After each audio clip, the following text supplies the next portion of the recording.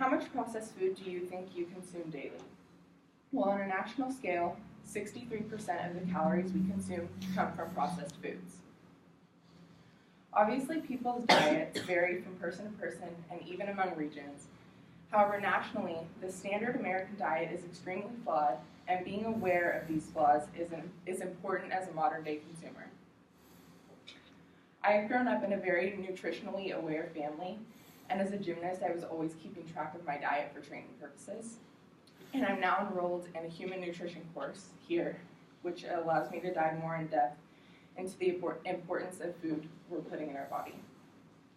On the standard American diet, we overconsume certain nutrients and are deficient in others due to where we get our carbohydrates, proteins, and fats, and this affects the nation's health as a whole. The standard American diet contains very specific types of carbs. First of all, we consume too many grains as a whole, and most of those grains are refined white grains. And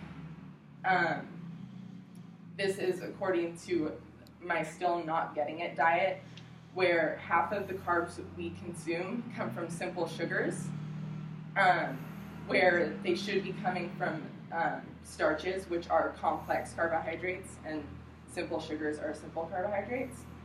And these simple carbohydrates, according to the American diet and the health of our youth, add toxic chemicals that actually harm our bodies, which goes along with the rise in sugar and corn syrup in the American diet that started after World War II. Half of the nation is either meeting or exceeding the recommended grain intake according to health.gov, and this also has to do with the added sugars in our white bread. What people actually don't know is that fruits and veggies are actually considered carbohydrates. So when people go on a low-carb diet, this actually doesn't make sense because a lot of our nutritional value should be coming from fruits and veggies, according to nutritionfacts.org. And because about 3/4 of our nation is low in our fruit and veggie intake, our antioxidant level is very low, making beer actually the 5th largest source of antioxidants. Also, because we are low on our intake in fruits and veggies, we are deficient in many vitamins and minerals, such as potassium, vitamin D, vitamin A, vitamin E, calcium, and iron. And specifically with vitamin D, this can cause a lot of problems with mothers and infants because they are then passing their deficiency down into their children.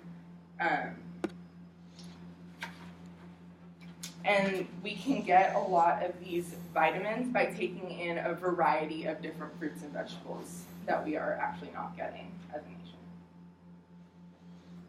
nation. The next macronutrient that we take in as a nation is protein, and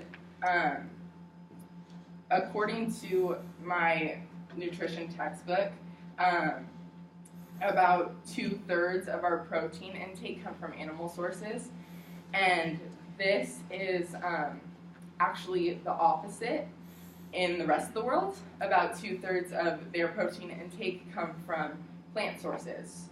So we are very high in our meat consumption, and this can actually cause a lot of problems in our health that I will talk about later. But we also we care too much about our protein intake. A lot of people think you have to take in a lot of protein, but this is actually not the case. It depends on your weight and how active you are, obviously, but for me, as an example, I only need 50 grams of protein a day. And this is like the fact that we need a lot of protein is really thrown in our face by the media, but it's actually it should not be the majority of our calorie intake, because overconsumption of protein can actually cause a lot of harm to your body, because one of the like outcomes of digesting protein is ammonia, which is toxic for our bodies, and that puts a lot of pressure on our kidneys to filter that through and make urea out of it. So our protein intake needs to be lowered, and it's also coming way too much from animal sources. The average American diet also consumes certain types of fats.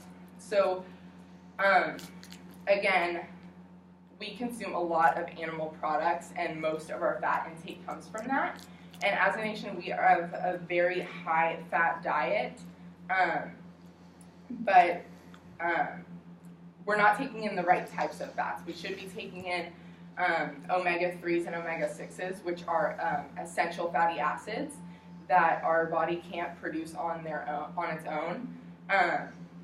But we take in a lot of saturated fat and cholesterol from the animal sources that we get our fat from. Now, how does this affect our health?